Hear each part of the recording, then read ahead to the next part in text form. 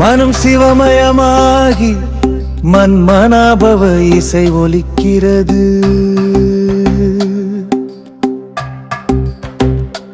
உணர்வு சிவமயமாகில் சிவமன்னாபவ பாடல் மலர்கிறது.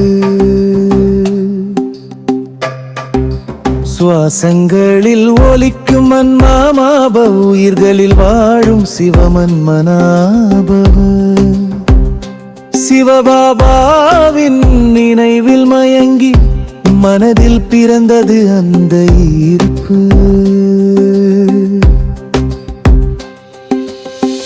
ஒரு அலைக்கும் சிவனிங்கீதம் தேக உணவை அழிக்கும் சீதம்.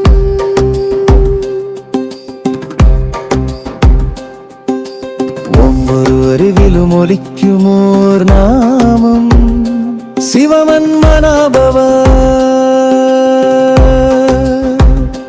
சிவமன்மனாபவ.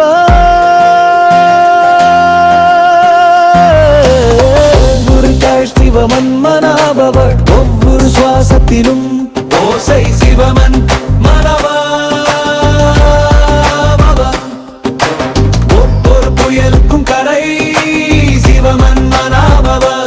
ஒவ்வொரு சாதனைக்கும் பாதை சிவமன்மனாபவ. ஒவ்வொரு இரவுக்கும் விடியன் சிவமன்மனாபவ.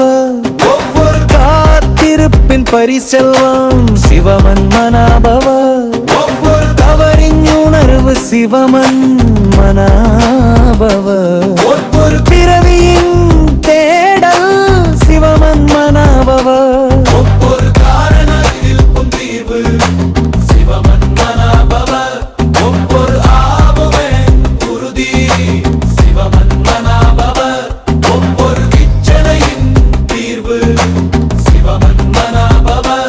ஒவ்வொரு யோகியின் புயல் சிவமன்மனாபவ. ஒவ்வொரு பொக்கிஷத்தின் சாவி சிவமன்மனாபவ. ஒவ்வொரு புண்ணியத்தின் பெரும் செல்வம் சிவமன்மனாபவ. ஒவ்வொரு இருளின் தீபம் சிவமன்மனாபவ.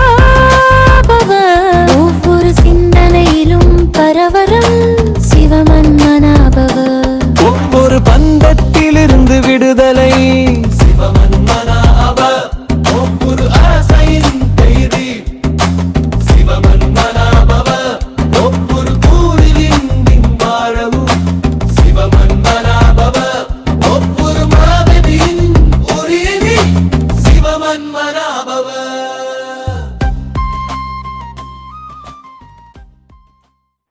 ஓம் சாந்தி. சிவமன்மனாபவ. தெய்வீக மனநிலையை அடைவதற்கான ஆன்மீக ரகசியங்கள். இன்னைக்கு 12வது நாள் கிளாஸ்.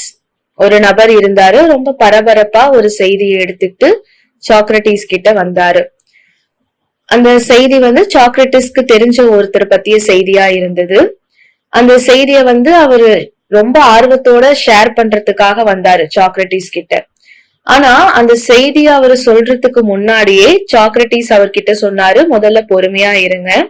அந்த செய்திய நீங்க என்கிட்ட சொல்றதுக்கு முன்னாடி நான் ஒரு 3 வடிகட்டி சோதனை அதை நான் செய்வேன். இது ஒரு சுவாரஸ்யமான கிசுகிசுப்பு, ஒரு சுவாரஸ்யமான செய்திதான். ஆனா நீங்க அதை என்கிட்ட சொல்றதுக்கு முன்னாடி நான் 3 வடிகட்டி சோதனை அதை நான் பயன்படுத்தணும். முதலாவதா, நீங்க என்கிட்ட இந்த ஷேர் பண்ணிக்க கூடிய செய்தி உண்மையா அப்படின்னு கேக்குறாரு சாக்ரட்டிஸ் அந்த மனிதர்கிட்ட. அதற்கு அந்த மனிதர் சொல்றாரு, எனக்கு உறுதியா தெரியல, நான் எங்கேயோ யார்கிட்ட இருந்தோ கேட்டுட்டு இந்த விஷயத்த நான் உங்ககிட்ட சொல்றேன். சரி, அப்படின்னா நீங்க என்கிட்ட ஷேர் பண்ணிக்கிற இந்த செய்தி உண்மையா பொய்யான்னு உங்களுக்கு உறுதியா தெரியல. 2வது சோதனை சாக்ரட்டிஸ் வைக்கிறாரு.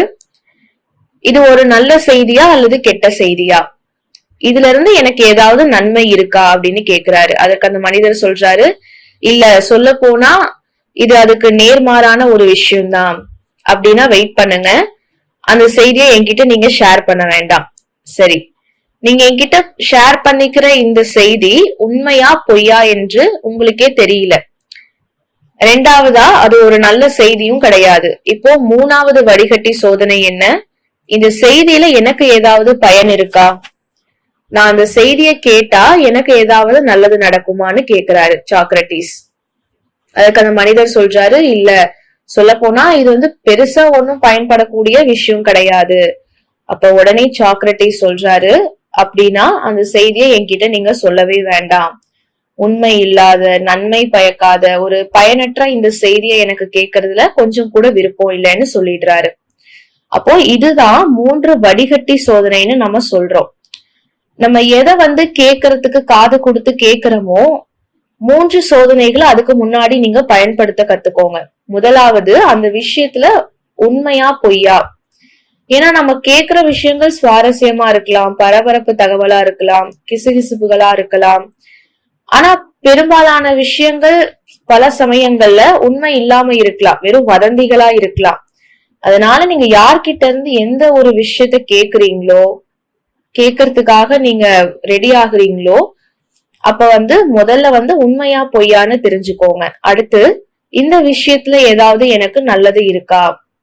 தேவையற்ற, வீணான, எதிர்மறையான விஷயங்கள்னால இந்த மாதிரி எதிர்மறையான செய்திகள்ல நான் என்ன ஃபீல் பண்ணிக்கிட்டேன்னா, அப்ப என்னுடைய உணர்ச்சி, உணர்வு, எண்ணம் தானாவே வேற திசையில போக ஆரம்பிச்சிடும். 3வது, இதுல ஏதாவது பயன் இருக்கா? இந்த செய்தியை நான் கேட்கறதுன்னா அதுல என்ன பயன்? இந்த தகவல்ல என்ன பயன் இருக்கு? உலகத்துல நீங்க கத்துக்க வேண்டிய விஷயம் நிறைய இருக்கு. ஆனா ஒரு மனுஷனால எல்லாத்தையுமே கத்துக்க முடியாது. நான் 10 படிப்புல சேரணும்னு ஜாயின் பண்றேன். ஆனா ஒருவேளை எந்த படிப்புலயுமே என்னால முழுமை அடையாம போகலாம். ஏன்னா ஒவ்வொருத்தருக்கும் ஒரு குறிப்பிட்ட வேலை இருக்கு. எல்லாத்துலயும் நம்ம சிறப்பு வாய்ந்தவரை ஆக முடியாது. ஒவ்வொரு பாடத்திலையும் உங்களால முழுமை அடையவோ இல்ல திறமையாளராகவோ தேர்ச்சி அடையவோ முடியாது. ஒவ்வொரு மனுஷனுக்கும் ஒவ்வொரு சிறப்பு திறன் இருக்கு. ஆனா நான் ஒவ்வொரு பாடத்திலையும் தேர்ச்சி அடையணும், ஒவ்வொரு கலையும் நான் கத்துக்கணும்னு நினைச்சா என்ன நடக்கும்? நான் மருத்துவத்தையும் கத்துக்க விரும்புறேன், இன்ஜினியரிங்கும் கத்துக்க விரும்புறேன், சட்டமும் படிக்க விரும்புறேன், தகவல் தொழில்நுட்பமும் கத்துக்க விரும்புறேன், எல்லா துறைய பத்தியும் நான் தெரிஞ்சுக்க விரும்புறேன், தோட்டக்கலை, இந்த விஷயம் அந்த விஷயம் எல்லா விஷயத்தையும் நான் தெரிஞ்சிருக்கணும்னு நினைக்கிறேன். அப்ப எல்லாத்தையும் கத்துக்க விரும்புறங்கும் போது ஒரு பதட்டம், மன உளைச்சல் நமக்குள்ள உருவாகும். இப்போ நான் கத்துக்க வேண்டிய விஷயத்த என்ன பண்ணணும்? முதல்ல நான் வடிகட்டணும், நான் தீர்மானிக்கணும், அந்த விஷயத்த பத்தி சிந்திக்கணும். மிக முக்கியமான விஷயம் வடிகட்டுதல் தான். அதுல ஏதாவது எனக்கு ஒரு நன்மை இருக்கா? அதை கேட்கறதுனால என்ன பயன் எனக்கு? அது உண்மையா பொய்யா? இந்த 3 வடிகட்டல் அந்த எக்ஸ்பிரிமெண்ட்டை நம்ம செஞ்சு பார்க்கணும். அதனால இன்னைக்கு ஒரு 5 புதிய குறிப்புகள் பத்தி நம்ம பார்க்கலாம். அத நீங்க தந்திரங்கள், வித்தை, நுட்பங்கள் எப்படி கூப்பிட்டாலும் சரி அந்த விஷயத்த. நம்மளுடைய தெய்வீக சீரமைப்புக்கான, நம்மளுடைய சுய முன்னேற்றத்திற்கான முதல் நுட்பம் எது? ஸ்வமான் பயிற்சி செய்யறது. ஸ்வமான்னா என்ன? சுயமரியாதை, ஆன்மீக சுயமரியாதையில நம்ம நிலைச்சிருக்கிறது. அதை தவிர வேற எதுவுமே இல்லை. ஏன்னா சுயமரியாதை என்பது நம்மளுடைய உயர்ந்த நிலைக்கு நம்மள அழைச்சிட்டு போகுது. பாருங்க, ஒரு குடும்பத்துல ஒரு குழந்தை இருக்கிற மாதிரி கற்பனை பண்ணிக்கோங்க. அந்த குழந்தையோட அப்பா அம்மா இறந்துட்டாங்க. அதனால அந்த குழந்தைய அந்த அப்பா விட்டுட்டு போயிடுறாரு. அந்த குழந்தையோட எந்த ஒரு கான்டாக்ட்லயுமே அந்த அப்பா இருக்கிறது இல்ல. சொந்தக்காரங்க கிட்ட ஒப்படைச்சிட்டு போயிடுறாரு. அந்த குழந்தைய பாருங்க, அந்த சொந்தக்காரங்க ஒரு துன்புறுத்துறாங்க, கொடுமைப்படுத்துறாங்க, தவறான நடத்தையில அந்த குழந்தை வளருது. எல்லாருமே அந்த குழந்தைய ஒரு அடிமை போல நடத்துறாங்க. அந்த குழந்தைக்கு ஒரு நல்ல கல்வி கிடைக்கல. அந்த குடும்பத்துல வேற குழந்தைங்களும் இருக்காங்க, எல்லாருமே அவங்களுடைய ரிலேட்டிவ்ஸ் தான். ஆனா அந்த குழந்தைக்கு அப்பா கிடையாது இல்லையா? அப்போ அந்த குழந்தை அவ்வளோ துன்புறுத்தப்படுது, மன அதிர்ச்சிக்கு உள்ளாகுது. பல வருஷமா இந்த மாதிரி அந்த குழந்தை ஒரு ஆளுமையில வளர்ந்துட்டே வருது. தன்னம்பிக்கை இல்ல, தயக்கம் இருக்கு, பயம், சுய சந்தேகம் இருக்கு. திடீர்னு யாராவது அந்த குழந்தைய மிரட்டுறாங்க, அதட்டி பேசுறாங்கன்னா அந்த குழந்தை அதை எப்படி எதிர்க்கணும்னு கூட அந்த குழந்தைக்கு தெரியாது. ஏன்னா அந்த குழந்தை சின்ன வயசுல இருந்தே ரொம்ப துன்பத்தை அனுபவிச்சு வந்துருச்சு. ஒரு சீர்குலைந்த மனநிலையில தான் அந்த குழந்தை இருக்கு. இப்போ சுயமரியாதை இது எல்லா விஷயங்களுக்குமே ஒரு ஆப்போசிட்டான விஷயம். சுயமரியாதைக்கான அர்த்தம் என்ன? சுய நம்பிக்கையின் வடிவம்னு சொல்லலாம். அப்போ நான் சுயமரியாதையில் இருக்கக்கூடிய ஒரு ஆத்மா. நமக்கு நாமளே மதிப்பளிக்கக்கூடிய விஷயம் எது? சுயமரியாதையில நம்ம நினைச்சிருக்கிறது தான். சுயமரியாதைய FLY, ஃப்ளை அப்படின்னு சொல்லலாம். First love your self. முதலில் உன்னை நீயே நேசி. சுயமரியாதைங்கிறது நம்மள நாமளே நேசிக்கிறது, நமக்கு நாமளே மதிப்பு கொடுக்கிறது. நம்மளுடைய தாழ்வு மனப்பான்மை, சுய சந்தேகம், இது எல்லாத்துக்குமே எதிரானதா இருக்கும் சுயமரியாதை. நம்மள ஒரு உயர் உணர்வு நிலைக்கு கொண்டுட்டு போகும். அதனால தன்னைத்தானே நேசிப்பது, மதிப்பது, புரிந்து கொள்வது, ஒருத்தர் தன்னுடைய முதல் நிலைக்கு திரும்பறதுக்கான விஷயம்தான் இது சுயமரியாதையில நிலைச்சிருக்கிறது. அப்போ அந்த சுயமரியாதையை நான் எப்படி பயன்படுத்தணும்? நான் யார்? இந்த கேள்வியை நமக்கு நாமளே கேட்கும் போது நம்ம என்ன பதில் சொல்லணும்? நான் ஒரு உயர்ந்த ஆத்மா, ஆன்மீக ஆத்மா, ஆன்மீக ஒளி புள்ளியா இருக்கேன். எல்லாரையும் விட செல்வந்த ஆத்மா, உயர்ந்த ஆத்மா, தூய்மையான ஆத்மா. எல்லாருக்கும் நான் ஊக்கம் உற்சாகத்தை அளிக்கிறேன். எல்லா ஆத்மாக்களையும் உயர்த்துறதுக்காக நான் வந்திருக்கேன். ஏன்னா ஊக்கம் இழந்த ஆத்மாக்கள் நிறைய இருக்காங்க, வழி தவறிய ஆத்மாக்கள் இருக்காங்க. அவங்க எல்லாருக்கும் ஊக்குவிப்பதற்காக தான் நான் வந்திருக்கேன். நான் ஒரு கலங்கரை விளக்கம், நான் வலிமையினுடைய இருப்பிடமா இருக்கேன், ஆற்றலின் களஞ்சியமா இருக்கேன், நான் தேவதையை போல இப்ப வாழ்ந்துட்டு இருக்கேன். ஏன்னா மக்கள் எல்லாரும் இந்த உலகத்துல சிக்கிட்டு இருக்காங்க, ஒரு சிறைப்பட்ட நிலையில தான் இருக்காங்க, ஒரு அடிமைத்தனத்துல. அதாவது அவங்களுடைய உடல் உணர்வு, பசி, சுவை, இந்த மாதிரி அடிமைத்தனத்துல இருந்து அவங்களை விடுவிக்கிறதுக்காக நான் இங்க வந்திருக்கேன். இந்த மாதிரி நம்ம சுயமரியாதையில நிலைச்சிருக்கணும். ஐம்புலன்கள் இருக்கு இல்லையா? கண்கள், காதுகள், மூக்கு, வாய், அதுக்கான பேராசை, அதனுடைய அடிமைத்தனம். எல்லாரும் என்ன நினைச்சுக்கிறாங்க? இந்த ஒரு இன்பத்தை தவிர வேற எந்த ஒரு மகிழ்ச்சியுமே அவங்களுக்கு தெரியல. சோ அப்படிப்பட்டவங்களுக்கு ஒரு பாதையை காட்டுறதுக்காக நான் இங்க வந்திருக்கேன். இந்த உலகத்தை பத்தி அவங்களுக்கு சொல்றதுக்காக நான் இருக்கேன், வழிகாட்டிட்டு இருக்கேன், ஊக்குவிச்சிட்டு இருக்கேன். அவங்களுடைய மந்தம், தேக்கம், மயக்கம், இந்த மாதிரி விஷயங்களிலிருந்து அவங்களை விடுவிக்கிறதுக்காக நான் இங்க இருக்கேன். ஏன்னா அவங்க எல்லாருமே இந்த ஒரு கலியுக வாழ்க்கையில தொலைஞ்சு போயிருக்காங்க. அப்படிப்பட்ட ஆத்மாக்களை உன்னதமான எண்ணங்கள் மூலமா நம்ம உருவாக்கும் போது நம்மளுடைய எண்ணம், உணர்ச்சி எல்லாமே சீரமைக்கப்படுது. நம்ம எல்லாரும் கூட அந்த தாழ்வு மனப்பான்மையிலிருந்து விடுபடுறோம், எதிர்மறையான விஷயங்கள்ல இருந்து விடுபடுறோம். எல்லாத்துக்கும் மேல இந்த உடல் உணர்வை உடைக்கிறதுக்கு இது ஒரு சிறந்த ஆயுதம்னு பாபா சொல்லியிருக்காரு. இது சுயமரியாதையில நிலைச்சிருக்கிறது. இதுக்கு அகங்காரம்னு சொல்ல முடியாது. ஏன்னா இது ஒரு ஆத்மா சம்பந்தப்பட்ட ஒரு விஷயம். நான் ஒரு உயர்ந்த எண்ணத்தை உருவாக்குற அந்த நொடிதான் சுயமரியாதைன்னு சொல்லப்படுது. நான் இந்த உடலுக்கு எஜமானனா இருக்கேன், என்ன நானே ஜெயிச்சுட்டேன், என்னுடைய உணர்ச்சிகளை நான் ஜெயிச்சுட்டேன், எஜமானனா இருக்கேன். பசி, தாகம், சுவை எல்லாத்தையுமே நான் ஜெயிச்சுட்டு எஜமானனா இருக்கேன். இதுதான் சுயமரியாதை. அப்போ இப்படி இருக்கும்போது மாயா என் மேல ஆதிக்கம் செலுத்த முடியாது. அந்த அடிமைத்தனத்துல இருந்து என்ன நானே விடுவிச்சுட்டேன். ஒரு இறை பண்போட நான் இந்த வாழ்க்கையை பயணிச்சுட்டு இருக்கேன். இது ஒரு தலைகீழ் புனித பயணம், ஹஜ் யாத்திரைன்னு சொல்லுவாங்க இல்லையா இஸ்லாமியர்கள். அது மாதிரி தலைகீழ் ஒரு புனித பயணம். அசுத்தத்திலிருந்து தூய்மை ஆகிறோம், பிச்சைக்காரனிலிருந்து அரசன் ஆகிறோம், தோல்வியிலிருந்து தெய்வீக நிலைக்கு நம்ம செல்றதுக்கான ஒரு தலைகீழ் புனித பயணம் இது. அதனால முதலாவது விஷயம் சுயமரியாதையை நம்ம பயன்படுத்தணும். அதை எப்படி பயன்படுத்துறது, எப்போ பயன்படுத்துறது? காலையில எழுந்திருக்கும் போதே முதல் எண்ணம் நம்ம ஒரு சுயமரியாதையை உருவாக்கணும். அமிர்த வேலை எழுந்திருக்கிறோம்னா சுயமரியாதை நம்ம உருவாக்கணும். அதை திரும்ப திரும்ப சொல்லலாம், நம்ம எழுதலாம், அதை பத்தி நம்ம சிந்திக்கலாம், மத்தவங்க கிட்ட இந்த சுயமரியாதையை பத்தி நம்ம பேசலாம், காட்சிப்படுத்தி பார்க்கலாம் ஒவ்வொரு சுயமரியாதையை எடுத்து. அப்ப இந்த மாதிரி நம்ம சுயமரியாதைகளை செயல்படுத்த முடியும்.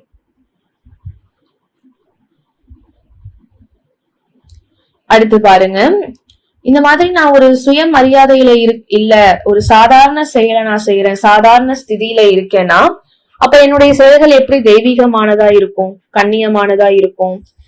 என்னுடைய செயல்கள் கம்பீரம் நிறைஞ்சதா, தெய்வீகமானதா, கண்ணியமானதா இருக்கணும். என்னால போய் பேச முடியாது இல்லையா? நான் சுயமரியாதையில எப்ப இருக்கேனோ அப்போ நான் மத்தவங்களை காயப்படுத்த மாட்டேன், என்னால போய் பேச முடியாது. இது என்னுடைய கொள்கைகளுக்கு எதிரானதா இருக்கும். இந்த மாதிரி சுயமரியாதைகளை நம்ம பிராக்டிஸ் பண்ணலாம். ஏன்னா நம்மளுடைய ஒவ்வொரு சுயமரியாதையும் தூங்கிட்டு இருக்கு. அதுக்கு ஒரு உந்துதல் தேவை. அதை ட்ரிகர் பண்ணணும் நம்ம. சோ அதுக்காக இந்த ஒரு செயல்பாடை நம்ம பண்ணலாம். இது முதல் விஷயம். இரண்டாவது விஷயம் என்ன? எண்ணங்களை வடிகட்டும் உத்தி. அதாவது எண்ணங்களை வந்து நம்ம வடிகட்டணும். ஏன்னா நம்ம மனசுக்குள்ள நிறைய எண்ணங்கள் வந்து உருவாகிட்டே இருக்கு. ஆனா எந்த எண்ணத்துக்கு நான் அனுமதி கொடுக்கணுங்கிறது நான் தீர்மானிக்கணும். ஏன்னா நான் தான் எஜமானன் இல்லையா? அந்த எண்ணங்களை உருவாக்குறேன்னா மனம், புத்தி, செயல் எல்லாத்துக்குமே நான் தான் எஜமானனா இருக்கேன். நான் தான் என்னுடைய மனசுக்கு காவல்காரன். நான் முன்னாடி காவல்காரனா நிக்கிறேன். எந்த எண்ணத்தை நான் உள்ள விடணும், எந்த எண்ணத்தை நான் அனுமதிக்க கூடாது, ஒரு கண்டிப்பான காவல்காரனா நான் நின்னுட்டு இருக்கேன். நான் வந்து ஜட்ஜ் பண்றேன் ஒவ்வொரு எண்ணமும் எப்படிப்பட்டதா இருக்கு, எந்த எண்ணத்தை எனக்குள்ள நான் வந்து கொண்டுட்டு வரணும். அதுக்கு முன்னாடி என்ன பண்ணணும்? இந்த 3 வடிகட்டி சோதனை பார்த்தோம் இல்லையா? ஃபர்ஸ்ட் உண்மையா பொய்யான்னு தெரிஞ்சுக்கணும். அடுத்து ஏதாவது பயன் இருக்கா அப்படிங்கறது தெரிஞ்சுக்கணும். அப்போ இது உண்மை இல்லைன்னா என்ன சொல்லணும்? இந்த எண்ணத்தை வரவிடக்கூடாது. நீ தொலைஞ்சு போ, நீ வந்து வெளியே போயிடு, இந்த எண்ணம் எனக்கு வேண்டாம். நீ எனக்கு நன்மை செய்யற மாதிரி இருந்தா நான் உன்னை அலோ பண்றேன், இல்லைன்னா நீ வந்து வெளியே போயிடு. நீ எனக்கு எதிர்மறையா இருந்த பயப்படுத்துற, இல்ல நீ எனக்கு பயன் இல்லாம இருக்கேன்னா மத்தவங்க பத்தி நான் என்ன செய்யணும்? மத்தவங்களை பத்தி நான் ஏன் சிந்திக்கணும்? பாருங்க, யாராவது வந்து நம்ம கிட்ட வந்து கேக்குறாங்க, உங்களுக்கு ஒண்ணு தெரியுமா, இந்த சகோதரிய வந்து டிரான்ஸ்பர் பண்ணிட்டாங்க, இந்த சகோதரரை இந்த டிபார்ட்மெண்ட்ல இருந்து வெளியேற்றிட்டாங்க, இந்த மாதிரி ஒரு விஷயங்கள் எனக்குள்ள வருது. இந்த மாதிரி விஷயங்களை நான் கேட்கும் போது எனக்கு ஏதாவது நல்லது இருக்கா, இதுல ஏதாவது பயன் இருக்கா? இல்ல. அப்போ அந்த 3 வடிகட்டி சோதனையை நம்ம பயன்படுத்தணும். இது மாதிரி பயனற்ற, வீணான, மதிப்பற்ற, ஒரு தொந்தரவான விஷயத்த சிதறடிக்க, நம்மளுடைய கவனத்தை சிதறடிக்கக்கூடிய எண்ணங்களை வந்து நம்ம வெளியேற்றிடணும்.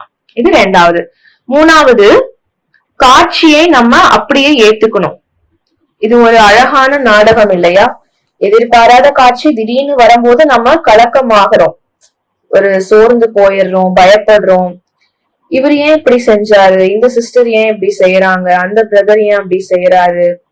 நம்ம மனசுல பலவிதமான கேள்வி உருவாகுது. நான் ஏன் இப்படி வந்து வியாதியில வந்து கஷ்டப்பட்டுட்டு இருக்கேன், திடீர்னு ஏன் நோய் வரணும், நான் குழப்பத்துல இருக்கேன். ஒரு 2 மனநிலையில நம்ம எப்பவுமே இருக்கோம் இல்லையா? ஒரு இக்கட்டான சூழ்நிலையில தான் நம்ம உட்கார்ந்துட்டு இருக்கோம். ஏன்னா மக்கள் எல்லாருமே கூட அந்த குழப்பத்துலதான் இருக்காங்க.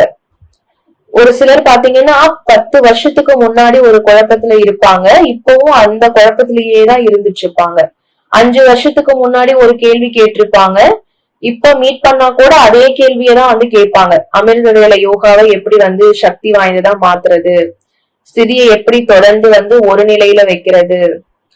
அவங்க கிட்ட சில கேள்வி இருக்கு, எல்லார்கிட்டயும் அதே கேள்வியதான் கேட்டுட்டே அவங்க சுத்தி வராங்க.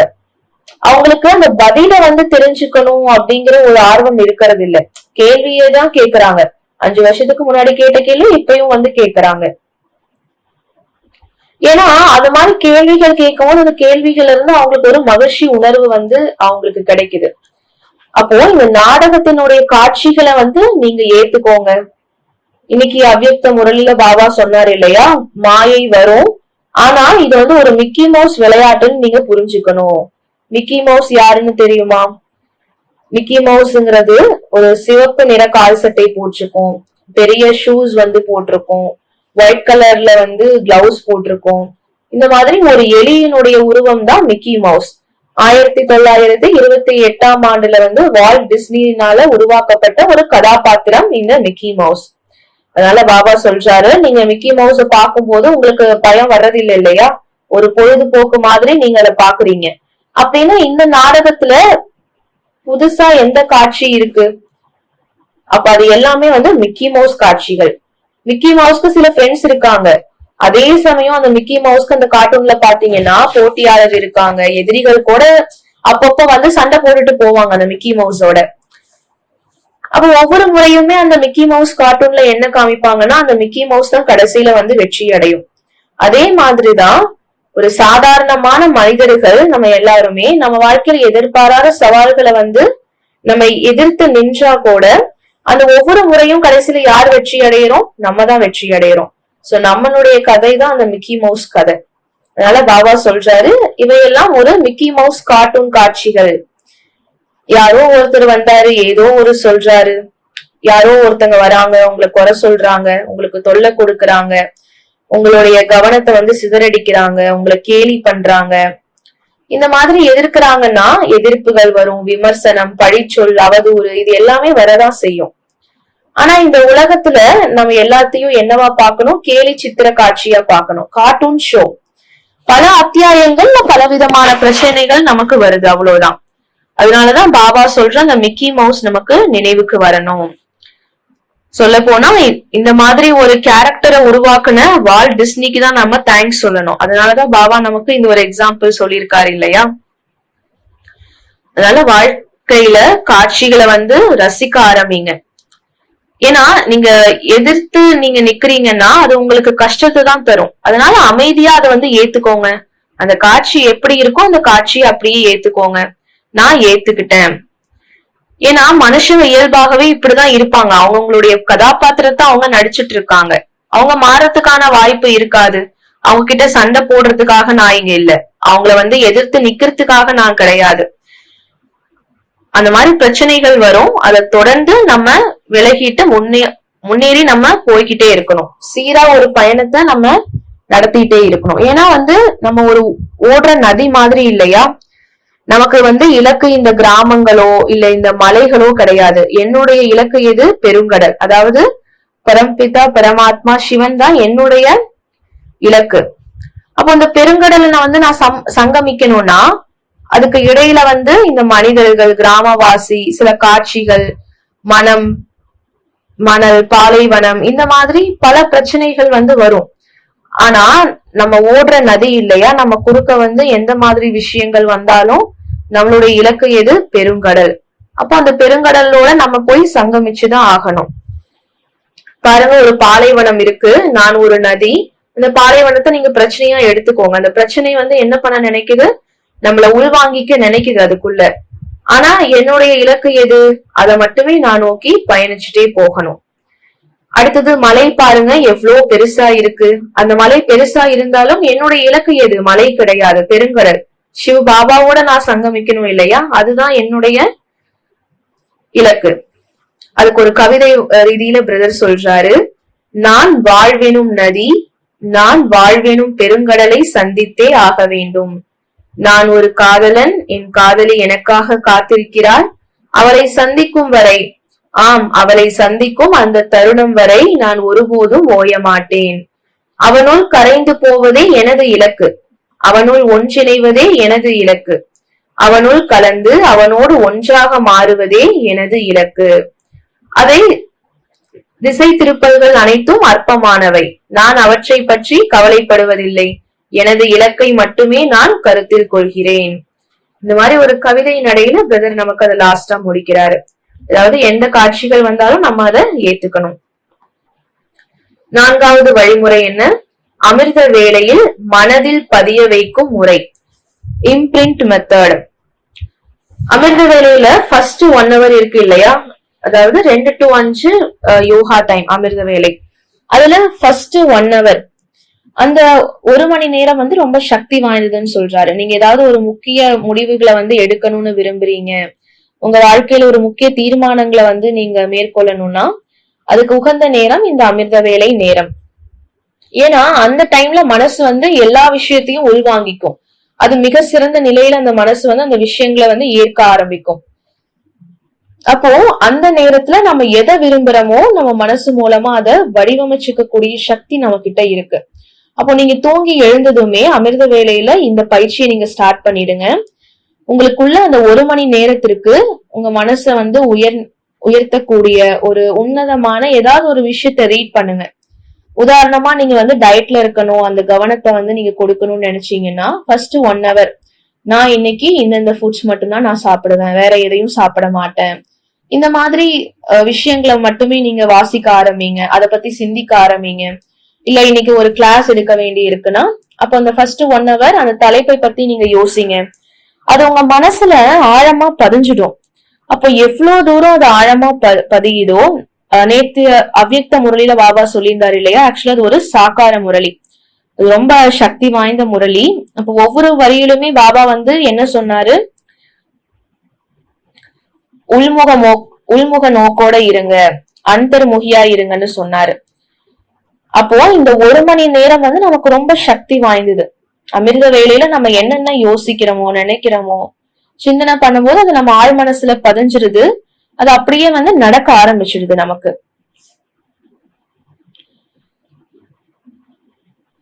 அப்போ இந்த 1 மணி நேர விதி 1 hour ரூல் இருக்கு இல்லையா, இத வந்து நீங்க இத பத்தி யோசிச்சுட்டே வாங்க. அடுத்து கடைசியா நம்ம பார்க்கக்கூடிய வழிமுறை என்னது? முரளி பாடங்களை நினைவு கூறும் தருணங்கள். ஏன்னா இது ரொம்ப சக்தி வாய்ந்தது. நீங்க முரளிய படிக்கிறீங்க, ஆனா படிச்சதை வந்து மறக்க கூடாது. நாள் முழுவதும் நீங்க பல முறை திரும்ப திரும்ப அந்த விஷயத்த நீங்க நினைச்சு பார்த்துட்டே இருக்கணும்.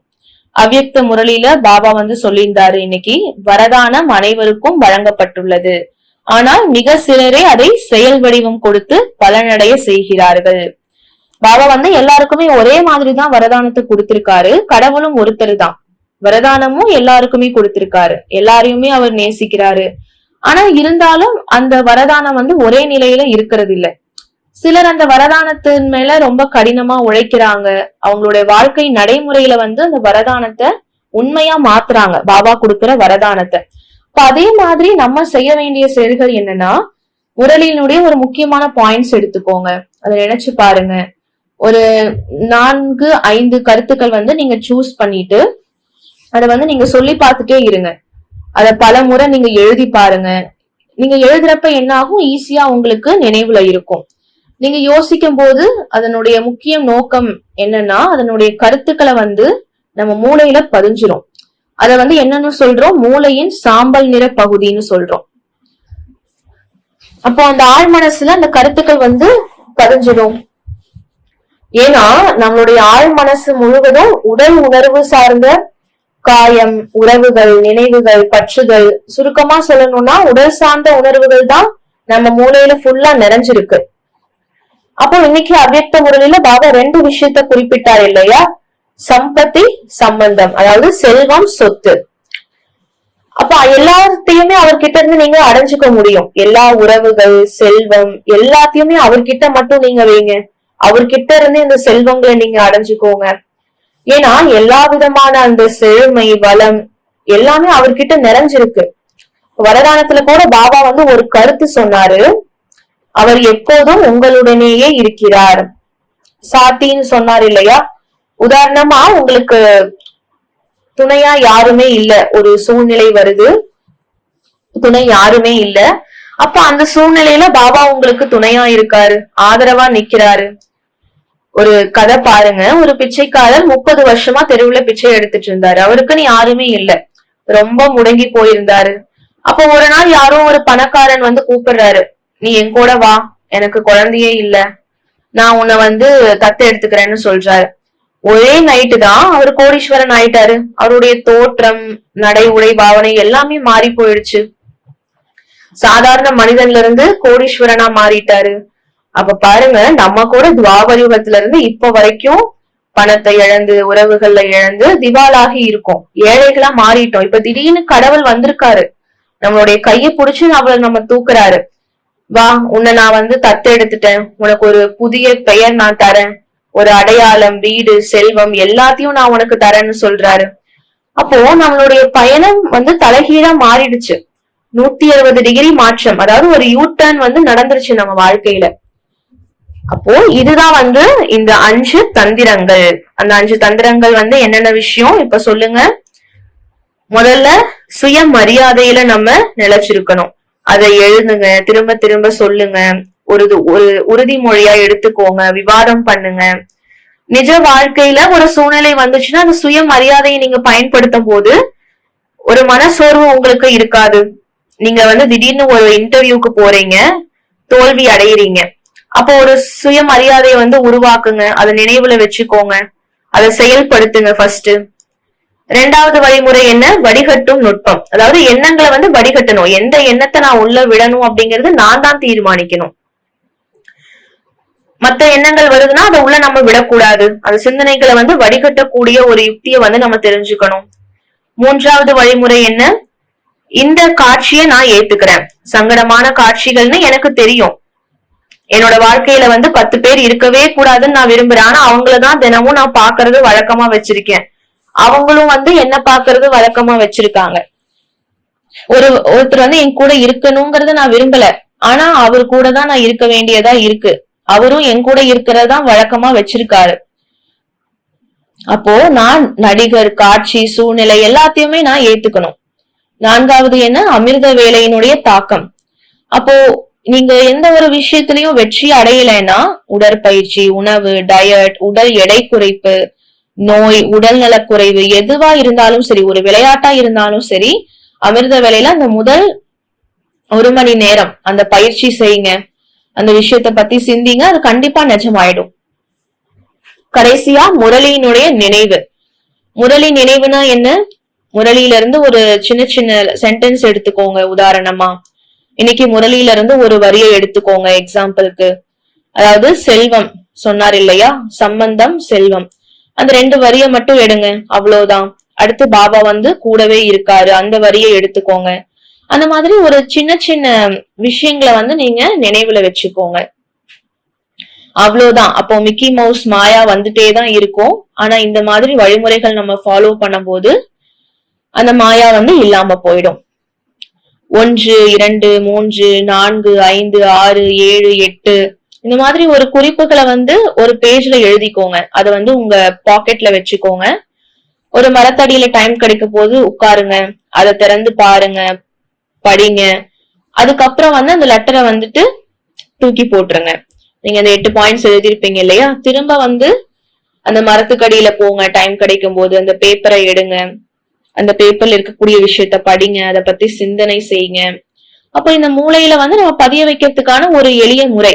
ஏன்னா நம்ம முரளிய வாசிக்கிறோம்னா அது கொஞ்சம் சலிப்பாயிடும், ஆர்வம் இல்லாம இருக்கும். அது ஒரு வேலையா மாறிடக்கூடாது.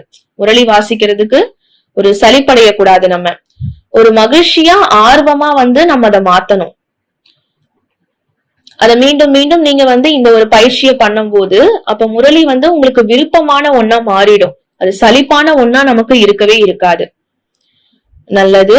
ஓம் சாந்தி.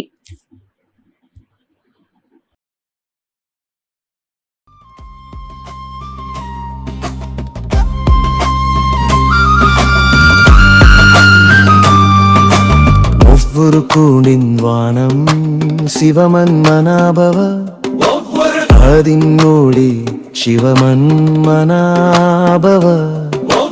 காயத்தின் மறுவது சிவமன்மனாபவ, குற்றத்திற்கும் கருணை சிவமன்மனாபவ, ஒவ்வொரு மோரவுக்கின் வைராக்கியம் சிவமன்மனாபவ, ஒவ்வொரு தவத்தின் தீ சிவமன்மனாபவ, ஒவ்வொரு பங்கேரின் பும்மதி சிவமன்மனாபவ, ஒவ்வொரு திமிதல் சிவமன்மனாபவ, மங்கிப்பொரு போராட்டத்தின் எளிவை சிவமன்மனாபவ, வேதனையின் நிம்மதி சிவமன்மனாபவ, போர்க்களின் உணர்வா சிவமன்மனாபவ, ஒரு யோகத்தின் கிரீடம் சிவமன்மனாபவ, ஒவ்வொரு சொல்லின் சாரும் சிவமன்மனாபவ,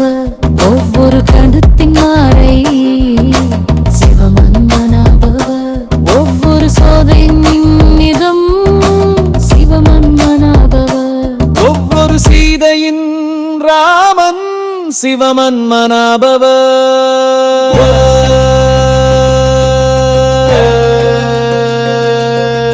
ஒவ்வொரு குரலின் ஜபம் சிவமன்மனாபவ, அஜபா ஜபம் மன்மனாபவ,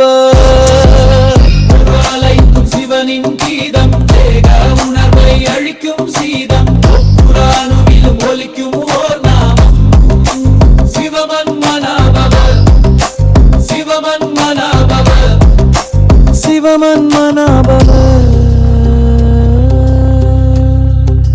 சிவமன்மனாபவ.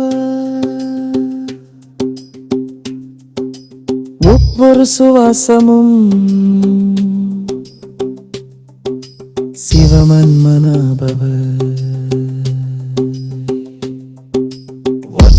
சிவமன்மனாபவ சிவமன்மனாபவ சிவமன்மனாபவ சிவமன்மனாபவ சிவமன்மனாபவ